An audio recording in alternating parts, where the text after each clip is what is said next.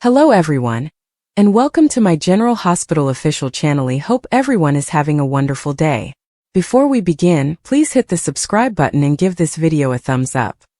Drama abounds in the General Hospital universe, and Sasha Gilmore's plot is taking a sinister and perilous turn. According to recent leaks, Sasha is in serious danger since there are indications that someone might be influencing her thoughts and driving her toward postpartum insanity. Show viewers are tense, wondering what Sasha's future holds, and who might be responsible for this heinous plot. For many new mothers, postpartum mental health problems are a severe and frequently misunderstood challenge. It might be one of the most tragic and emotionally charged plotlines in recent General Hospital history, if the writers are following Sasha in this direction. Sasha had already been through a lot, losing her child, battling addiction, and having people she trusted turn on her. Now the stakes are higher than ever, because someone may exacerbate her already precarious mental state. Everyone is wondering, who would harm Sasha in this way?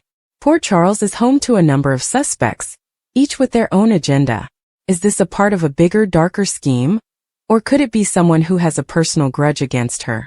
Gladys Corbin, Sasha's mother-in-law, who has never been a dependable or encouraging person in her life, is one potential offender.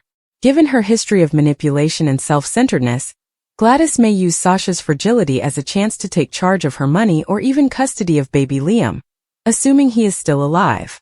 Another possibility would be Dr. Montague, who is a prime target for psychological manipulation due to his dubious medical methods and ethical concerns. He might be giving Sasha drugs that exacerbate her illness if he's engaged in some bizarre experiment or is being bought off by one of her enemies. A surprise villain, someone who has been concealing their true motives all along, is another possibility. Despite her recent redemption story, is Nina Reeves secretly conspiring against Sasha? Or is a new character lurking in the background, poised to attack when Sasha is most vulnerable? Postpartum depression or psychosis has a tremendous psychological toll, and if Sasha is being drugged or gaslighted into losing her sense of reality, the results might be fatal. In a moment of confusion, will she injure herself or someone else? Will being institutionalized make her more susceptible to manipulation? Above all else, will anyone in Port Charles recognize the situation before it's too late? Sonny Corinthos, who has always been protective of Sasha, might intervene if he believes there has been wrongdoing. Will he be able to assist in time, though, given his own hectic life and issues with the mob? Sasha's husband, Brando Corbin, is already grieving the loss of their kid. If he ignores the warning indications of her declining mental health, he may unwittingly play a part in her demise. This plot could be among the most heartbreaking and compelling in General Hospital's history. If done well, it could provide suspenseful drama, while shedding focus on the very real challenges of postpartum mental health. To find out if Sasha can be spared or if she will fall victim to Port Charles's sinister underbelly, fans will need to stay watching. Viewers are left wondering as the suspense increases. Is Sasha really going insane, or is someone tricking her into thinking she is? The solution might make all the difference. High-stakes drama is what General Hospital is all about, and Sasha Gilmore's current plot is looking to be one of the most terrifying in recent memory. Sasha appears to be on the verge of a mental collapse, according to recent spoilers, with disturbing indications that someone might be purposefully driving her to postpartum insanity.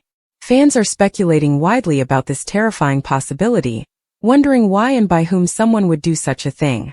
Sasha's mental health is in a fragile state.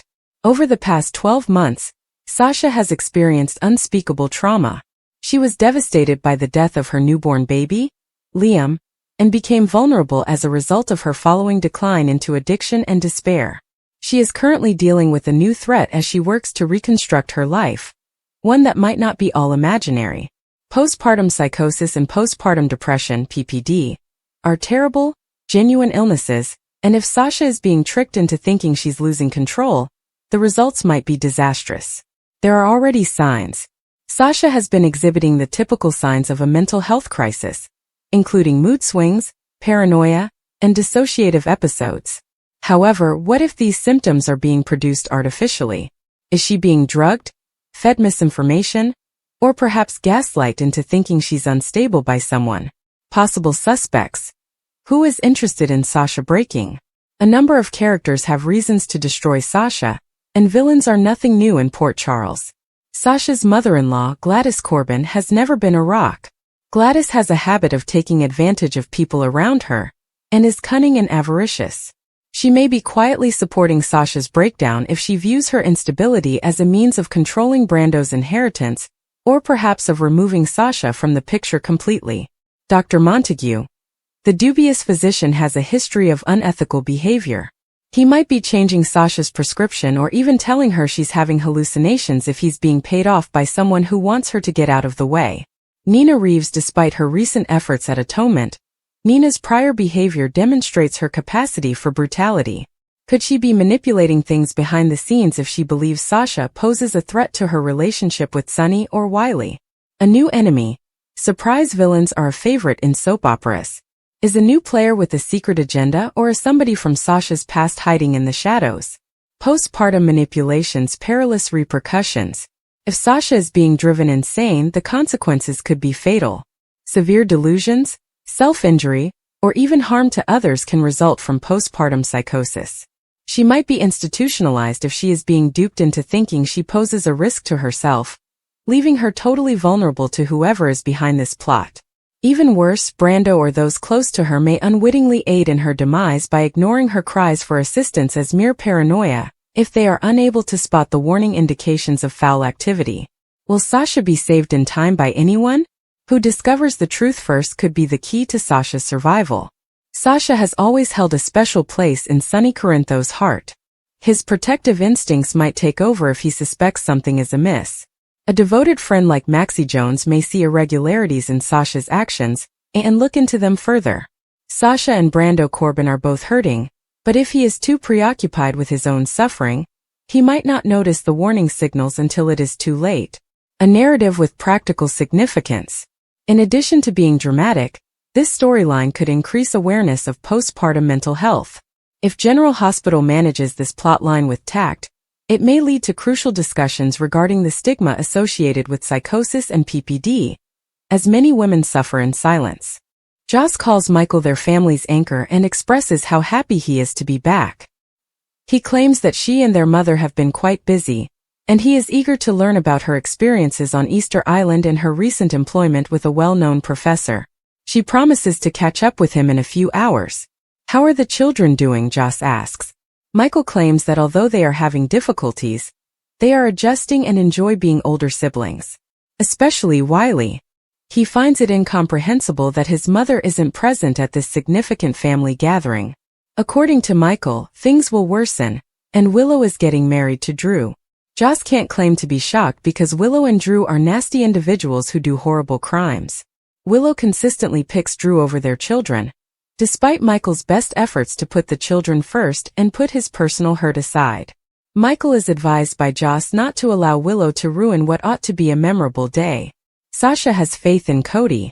Felicia tells Sasha in the kitchen that she feels privileged to be Daisy's godmother. Sasha is aware that being a member of the Scorpio Jones family is fortunate for both her and Daisy. Cody hopes that family includes him as he arrives with a huge stuffed elephant. Cody acknowledges that he intercepted the delivery, and that the elephant is not his gift. The card is signed by Mom and Dad, Robert and Holly. Have they mentioned visiting?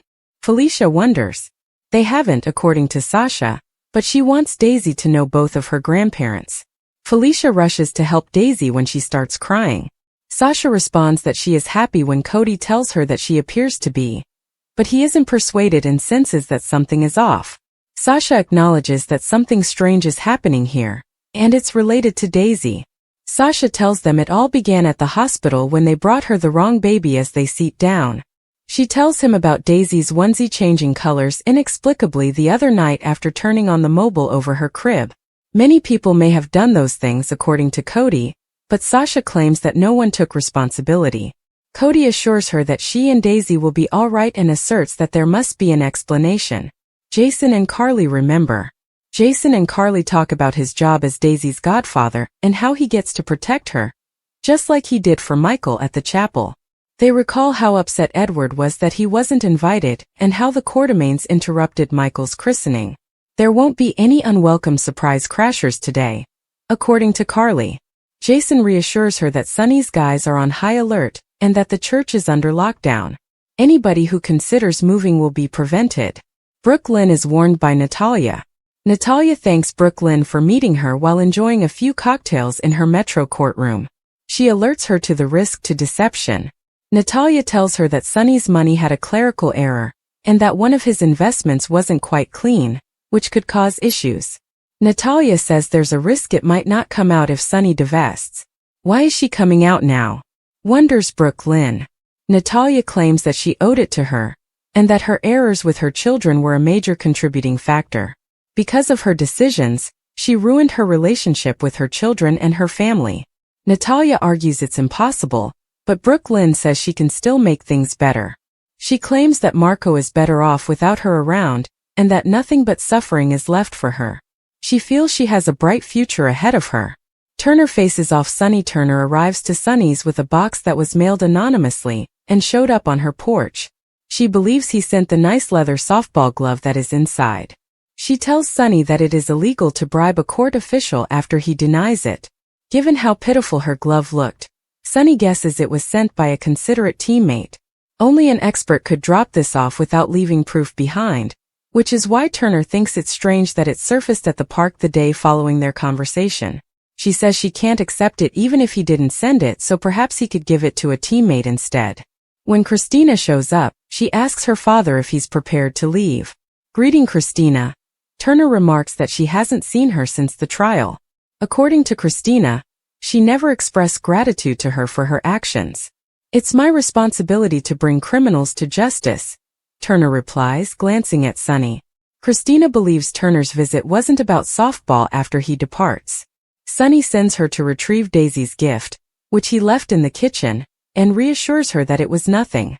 Sonny then gives someone a call to let them know that there has been a change in plans regarding Natalia and Turner's visit. Jordan and Anna discuss Curtis. Jordan is asked by Anna in her office if she has given her predicament with Curtis any further thought. Jordan explains to her what happened in the pool, but he also points out that Portia wasn't totally at fault and that she most likely would always have a torch for Curtis. Carrying a torch for an ex who has moved on may be difficult, as Anna is aware. The problem, Jordan continues, is that she thinks Curtis might think the same of her. Today, Curtis would want her to visit his office. She believes she's told by her mind that she shouldn't interfere in another woman's marriage. What she did to her marriage, she would never do to Portia. Jordan claims that Portia has withheld secrets from Curtis, which is grave, and that their future together is uncertain. Anna advises her to speak with Curtis and discuss everything openly. Jordan claims she wants Curtis in her life, and that he is important to her, but she is unsure if she can be with him at the moment. Jordan leaves, and Anna calls Turner to discuss something that just came to her desk that they need to talk about right away. Curtis is called out by Portia.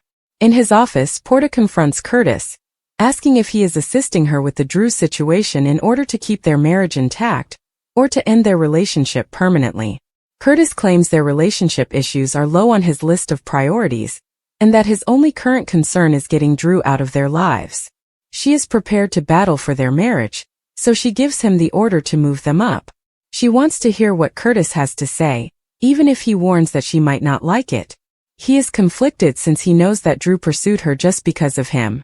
She is aware that secrets destroyed his marriage to Jordan, but if it weren't for her falsehoods, they wouldn't be in this predicament. He claims she betrayed him and hurt him, and he finds it unbelievable that she would be so stupid as to put their family in this predicament once more. Although she didn't like it, Portia is happy to hear what he's thinking and will now listen to her. When she attempted to protect their daughter from Heather Weber, Portia said she believed they had resolved the Trina dilemma. She is fed up with constantly worrying about his judgment, his unachievably high expectations, and his desire to be correct. She worries that she will never be the ideal wife and woman he desires. She makes errors, and part of being married is trying to get past them. According to Curtis, a successful marriage cannot have secrets. She notes that all of this began because he never disclosed to her that he and Michael had planned to harm Drew.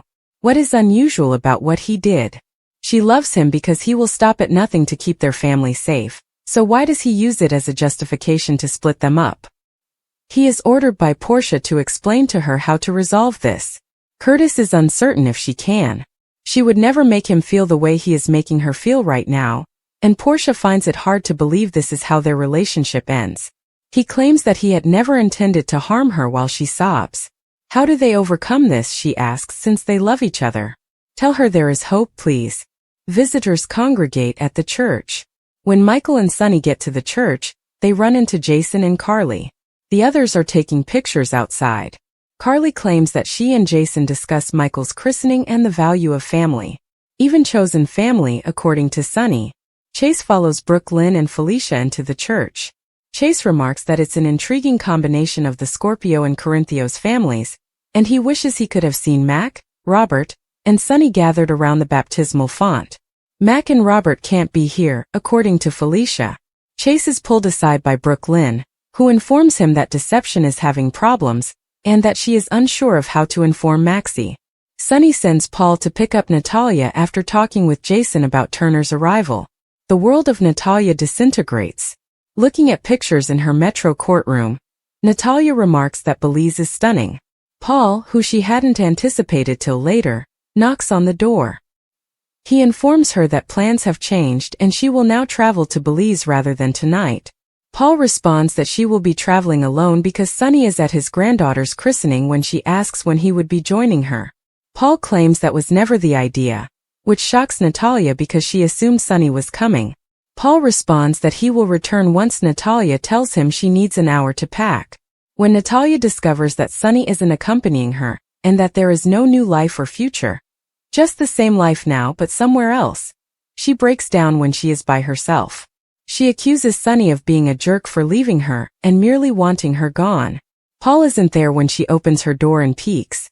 She snatches her handbag and leaves. In the last scenes of the show, Curtis sweeps off his desk, scoops Portia up, and seats her on it while they are kissing at Aurora. Jordan enters at that very moment. Chase is informed by Brooke Lynn at the church that Natalia just told her that Sunny's second investment in Deception wasn't clean. They can't discuss this, Chase replies, so stop. Anna informs Turner at her office that she received an envelope meant for Chase that ended up on her desk. She informs Turner that this must end right away since she cannot conduct an inquiry at her office without her. Anna advises her to pursue her concerns to internal affairs when Turner claims she cannot trust her with Sunny. According to Turner, she might. Natalia enters the church and takes a seat in a back row just as everything is about to start. Tracy from General Hospital is always there to lift your spirits and provide an hour of laughter, smiles, and frequently profound and inspirational human feeling. That's because Tracy Angelica Quartermain, played by the national treasure Jane Elliott, has been making us laugh and cry since the 1970s and hasn't stopped yet. When Tracy consented to go on record apologizing for a crime she didn't commit, we knew something was wrong because she had met with Curtis and Michael over their small Drew issue. She would even permit her cunning and eerie nephew to revert to the Quartermain name. We weren't sure if Tracy was playing us when she stepped behind that podium because Elliott is so adept at playing her, but it turns out that she was playing us and everyone else. We were unaware of actress Tracy's true intentions because of Elliott's portrayal of her until Cody took the stage and related his ridiculous story about using Tracy's car, and left ketamine for a horse on the front seat. It was all prearranged, as Chase and Brooke Lynn shortly discovered. Then the comedy gold arrived. Jane Elliott from General Hospital never fails to make us laugh. As Elliott criticized Drew and sparred with Marty, her tone, facial expressions, and inflections all made for times of uncontrollable laughter. Michael E. Knight deserves special recognition for introducing Port Charles and Martin Gray to his own style of soap opera physical humor. He reminded us of a figure named Tad Martin who lived in Pine Valley with his well-timed and accomplished pratfall off the stage. Tracy was still going when Marty was put up in General Hospital the following day. Before leaving to hang out with Lulu in the Metro Court pool, Elliott tried to create a GIF of Marty's fall, which made us laugh. At that point, Elliott moved us in addition to making us laugh. You could see Tracy's heart missed a beat when she saw Gio going about his lifeguard duties, but she discreetly gave him the room she told Brooke Lynn he required. As Tracy looked at her great-grandson, we could sense her anguish, but she pushed it away and kept it hidden from everyone. As an alternative, she pretended to be grandma to Danny and Rocco, offering to drive them home while ignoring Gio. The indomitable Jane Elliott gave a flawless performance in this little yet impactful sequence. After playing Kane Ashby on The Young and The Restless for almost 20 years, Daniel Goddard is a newbie to General Hospital. However, GH fans are already starting to recognize the veteran actor for his new role as Professor Henry Dalton at Port Charles University. Goddard talked about his enjoyable run-in with a fan while strolling around the UCLA campus in Los Angeles.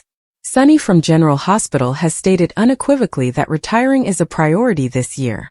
The only thing left to do is find out how to get there. We wanted to know if there was a final plan from the beginning or if GH also needed to figure out how to get there. At last, we are beginning to see the likely direction of the show. Everyone else simply resides in Sonny's city. When he referred to Port Charles as his city and promised that a violent criminal wouldn't be let to take it over, he was at least hinting at that to Laura. He declared, "Violence is coming to Port Charles," without even acknowledging that he has been largely to blame for PC's violence for almost 3 decades. Perhaps Sonny escapes by defeating Sidwell and defending Port Charles from the most recent big villain. Sonny only needs to save the day to spend the rest of his life on a golf course in upstate New York. Sonny will commit crimes to preserve his city from Jen Sidwell, a man we don't really understand but who may very well succeed Sonny Corinthos, rather than to increase his enormous money and defend his family. After all these years, Sonny couldn't simply sell up his entire criminal enterprise and become the hero we know he's always secretly desired. No, he must take action first. In order to spend his golden years as he pleases, he must demonstrate his value. At the beginning of the year, Sonny started making plans for his retirement. We believe that GH had shelved those intentions by the middle of the year, but perhaps this year-long arc would provide exactly what Sonny and he both desire: a peaceful existence. While Sonny can enjoy life with his grandchildren as he pleases, Jason can once again be a Q and count coffee beans. All he needs to do first is the ultimate nice deed. Sidwell might be brought down by that good deed. Sonny may have to overcome another murder allegation before he can relax in a golf cart. He erred by putting his trust in this stupid woman who had said some pretty terrible things about his daughter the previous year, and then wanted to set her up in a completely different life only to keep his current life intact. By blabbing when Sonny told her not to, Natalia ruined herself and possibly Sonny as well. It's very obvious that Natalia will eventually meet her maker. After what happened to Lily all those years ago, we initially believed she would be killed by a vehicle bomb, which we know Sonny would never set for a lady. However, it now appears that Charlie's will be blasted to kingdom come Monday. Who's willing to wager that after ruining Daisy's funeral, Natalia goes insane? Given that he was looking at a picture of Christina on Thursday, it's quite obvious that Sidwell is responsible for this impending calamity. However, would Sonny be held accountable for blowing up his own daughter's bar? Most likely Ada Turner is involved in some way. Everyone is speculating about Sasha and Daisy's true situation. We now question whether someone is attempting to drive Sasha insane. At first, we believed Willow was going to lose her temper and abduct the baby in retaliation for Sasha having Michael's child and Willow losing custody of both her and Michael's children. Sasha would not be surprised by that. Why not gaslight her? She has to be tortured emotionally in some way.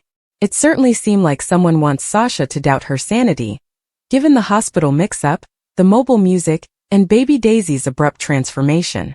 She might not have even placed the milk in the cabinet.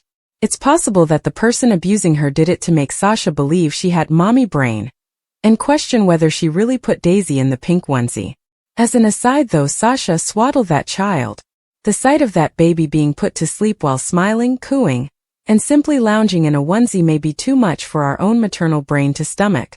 Wrap that up or we might turn on the TV and do it ourselves. We suppose that the Q mansion has air conditioning, and it's going at full blast in the midst of July. Beerer. This foolish character dummy has been hit with another blow. She made our darling new Michael cry. How dare she? He respects her and doesn't try to control her. So this dumb girl stood in front of Michael and said that Drew is the far superior catch. We sat there with our jaws on the floor watching Michael cry because in over 45 years of watching soap operas, we had never seen a more stupid character than Little Miss Willow Tate, also known as Callie Miller. Since it's the American way, she can marry Drew, relocate to Washington, D.C., and join other wives who support their creepy husbands because there is nothing anyone can say about this case study on male dependence that will resonate with her. The air in the room was thick with tension as Sasha leaned closer to Cody, her voice barely above a whisper. The dim lighting cast long shadows across their faces, making the moment feel even more ominous. "You're not going to believe what's been happening with Daisy," she murmured, her fingers nervously twisting the edge of her sleeve. Cody frowned, his usual laid-back demeanor replaced by concern. He had noticed Daisy acting strangely over the past few days, her absent-mindedness, the way she jumped at the slightest noise, the dark circles under her eyes that suggested sleepless nights. But he had brushed it off as stress. Now, seeing the fear in Sasha's eyes, he realized it was something far more unsettling. "It started with little things," Sasha continued, her gaze darting toward the door as if expecting someone or something to burst in at any moment. Objects moving on their own, whispers when no one was around, doors slamming shut without explanation. She shuddered, recalling the way Daisy had frozen in the middle of the kitchen last night, her face pale as she stared at an empty corner. When Cody had asked her what was wrong, Daisy had just shaken her head and muttered, "Nothing. Just my imagination." But Sasha knew better. Cody exhaled sharply, running a hand through his hair. "You think it's supernatural?" The word felt heavy on his tongue. He wasn't the type to believe in ghosts or curses, but the way Sasha described it sent a chill down his spine. Before she could respond, a loud crash echoed from the hallway, making both of them jump. Sasha's grip on Cody's arm tightened. "See? That's what I'm talking about," she hissed. The next day was supposed to be a joyous occasion, Daisy's baby's christening. The house was decorated with flowers, the scent of fresh pastries filling the air as friends and family gathered to celebrate. But beneath the cheerful surface, an unspoken dread lingered. Sasha kept glancing at Daisy, who was smiling but looked exhausted, her hands trembling slightly as she adjusted the baby's christening gown. Cody stood nearby, his usual easygoing charm replaced by watchful tension. Just as the priest began the ceremony, the doors to the chapel burst open with a force that sent a gust of wind through the room. Gasps erupted as a figure stood silhouetted in the doorway, someone no one expected to see. Spoilers strode in, their presence sucking the warmth from the room. Daisy's breath hitched, her face draining of color. The baby, as if sensing the shift, began to cry. Silence fell like a heavy curtain as Spoiler's eyes locked onto Daisy. "Did you really think you could escape me?" they asked, their voice dripping with venom. The guests shifted uncomfortably, unsure whether this was some bizarre prank or something far more sinister. Sasha and Cody exchanged a panicked glance. This was worse than they had imagined. Before anyone could react, the lights flickered violently, plunging the chapel into darkness. Screams erupted as chaos took over. When the lights finally came back on, Spoiler was gone, but so was Daisy,